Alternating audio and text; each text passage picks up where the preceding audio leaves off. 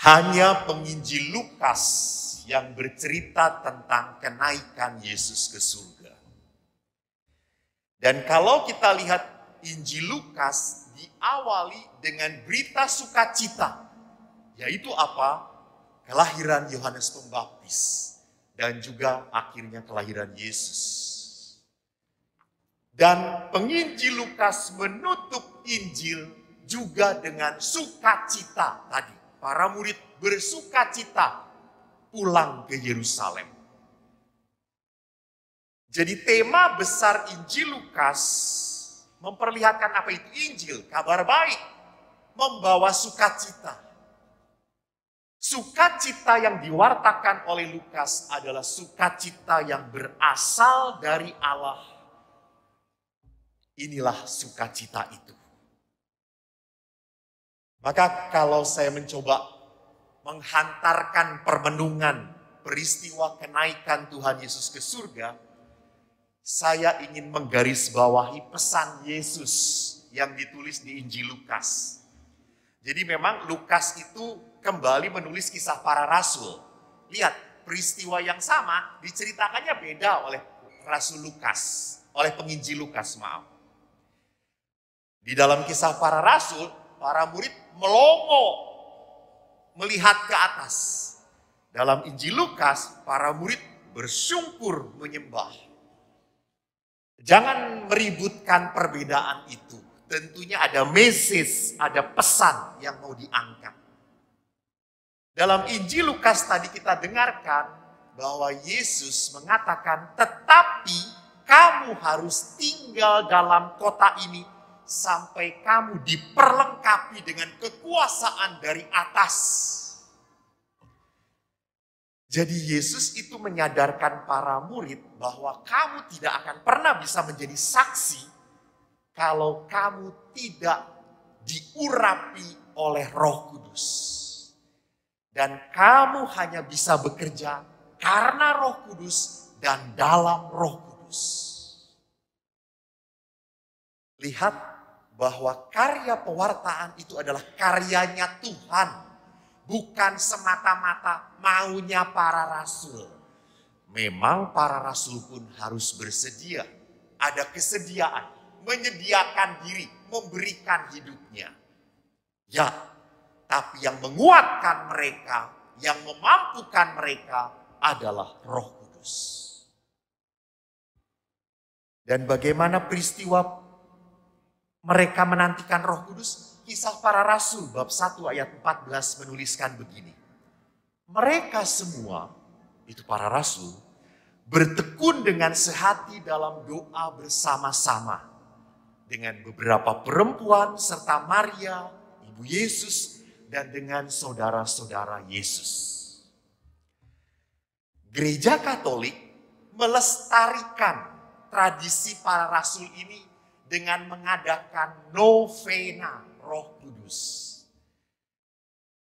Kemungkinan saya tidak berani mengatakan ini asal mulanya, tidak, karena beberapa orang pun mengatakan kemungkinan novena berasal dari para rasul yang menantikan ini. 9 hari sebelum hari ke-10 Pentakosta. 9 hari. Dan yang perlu digarisbawahi adalah apa? Para rasul taat dan penantikan. Taat dalam penantian. Jadi memang novena ini menjadi tradisi umat Kristen awal. Populer abad ke-11. Baru kemudian novena ini dijadikan sebagai doa resmi Gereja Katolik oleh Paus Pius ke-9. Beliau lahir di abad ke-19 tahun 1846 sampai 1878. Jadi memang tradisi novena ini bisa diurut adanya di dalam tradisi para rasul sendiri. Nah, spiritualitas apa yang ada di dalam novena ini? Dalam doa ketaatan dan penantian. Tadi, spiritualitas taat. Para rasul, para murid waktu ditinggalkan oleh Yesus dan waktu hidup bersama Yesus pun mereka taat. Kenapa? Karena para rasul melihat Yesus sebagai sang penyelamat. Maka mereka taat. Karena Yesus itu Mesias. Karena Yesus itu patut ditaati. Karena ketaatan pada dia membuahkan keselamatan. Yang kedua, penantian. Di dalam novena ada sebuah penantian. Penantian yang dialami oleh para rasul bukan dalam kebingungan, bukan dalam penasaran, bukan dalam keraguan, tapi penantian mereka ada di dalam kepercayaan dan harapan yang kokoh. Kenapa kok bisa para rasul menantikan dengan kepercayaan dan harapan yang kokoh? Lihat saja siapa yang menyertai mereka. Siapa, Bu?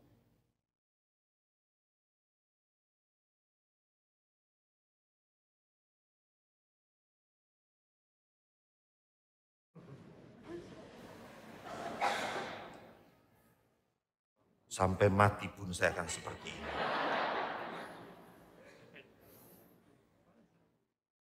Siapa yang menyertai mereka sampai mereka punya harapan, iman, kepercayaan yang kokoh?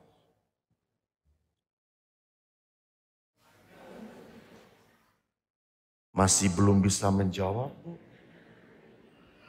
Kolekte double.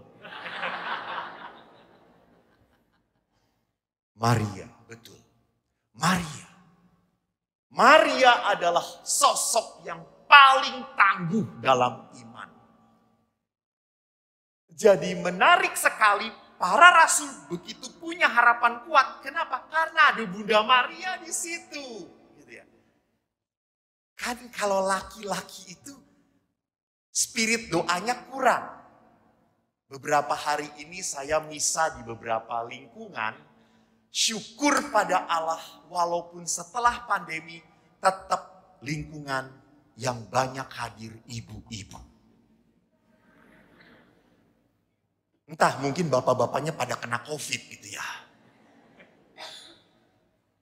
Jadi memang ibu-ibu itu spiritualitasnya kuat untuk berdoa. Bapak-bapak tuh ayo selesai, ayo ngerokok dulu, ayo minum gitu ya.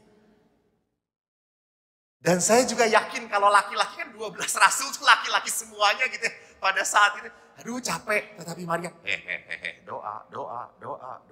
Gitu. Mungkin seperti itu. Gitu. Saya sendiri tidak diundang pada saat itu. Gitu. Jadi perhatikan ada Maria yang membuat mereka lekat di dalam kepercayaan yang begitu kuat. Maka akhirnya apa? Roh Kudus tercurah atas mereka. Jadi saudara-saudariku, ingat hari raya kenaikan Tuhan belum tuntas untuk peristiwa iman kita. Kita harus melanjutkan sampai pada novena, sampai pada kedatangan Roh Kudus, sampai pada Allah mencurahkan kuasa dan kekuatannya bagi kita. Tentunya dalam ketaatan dan penantian melalui doa novena Roh Kudus. Silahkan Anda kalau yang bisa bergabung di gereja misa novena, ya syukur pada Allah. Kalau Anda tidak mampu karena jauh dari gereja, lakukan di lingkungan ibadat novena Roh Kudus, silahkan. Kalau Anda masih tidak mampu juga ke lingkungan karena banjir terus gitu ya. Mungkin karena rob-robnya di Semarang, banjirnya di Legok gitu ya. Karena banjir terus, lalu Anda melakukan novena itu di keluarga, bagus. Tetapi novena Roh Kudus, lihat di sini, saya tidak mengatakan harus.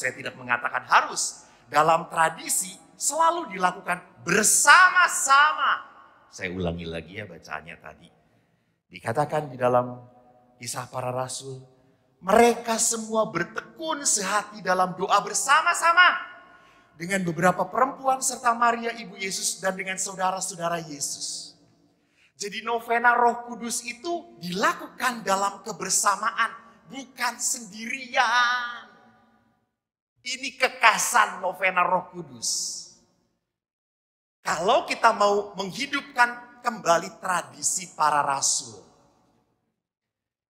Jadi lakukan, kalau Anda tidak bisa paroki, tidak bisa lingkungan, ya dalam keluarga, dalam keluarga. Sekali lagi, dalam doa novena Roh Kudus, kita mohon apa? Kekuatan Tuhan hadir dalam hidup kita. Seringkali orang itu kalau udah berpikir novena, langsung menulis harapan. 2 folio. Kurang 2 jilid. Sebanyak mungkin minta. Bahkan ada yang ngomong, Romo, kalau di tengah novena doa-doanya terkabul, apakah harus diteruskan atau tidak? Ya Allah. Bapak Ibu yang terkasih, ingat, buah-buah novena bukan terkabulnya doa Anda. Buah-buah novena adalah apa? Pertobatan dan pengampunan dosa. Itu yang dikatakan dalam Injil tadi. Jadi novena itu ukurannya berhasil atau tidak bukan karena permohonan kita dikabulkan. Bukan, egois banget sih gue berdoa. Jadi buah novena adalah apa? Hidup kita semakin menjadi lebih baik. Saudaraku, itulah semangat Injili, semangat pertobatan. Jangan pernah menjadi seorang Katolik yang selalu merawat apa? Merawat kelemahan dirinya sendiri. Saya suka sedih kalau ada orang yang ngomong, Romo, saya itu dari kecil memang cerewet, bawel. Dari kecil Romo, ini sudah bawaan orok dari nenek moyang. Tertulis juga, ini nenek ini cerewet, nenek ini. Ya saya kalau cerewet, ya turunan Romo. Bapak Ibu, kalau Anda lahir sebagai orang yang membawa kelemahan, jangan mati dalam kelemahan kita. Matilah menjadi seseorang yang utama, yang sudah bisa mengalahkan kelemahan kita. Ini hanya terjadi kalau kita hidup dalam semangat pertobatan. Dan ini hanya terjadi kalau Roh Kudus sendiri berkarya dalam diri kita.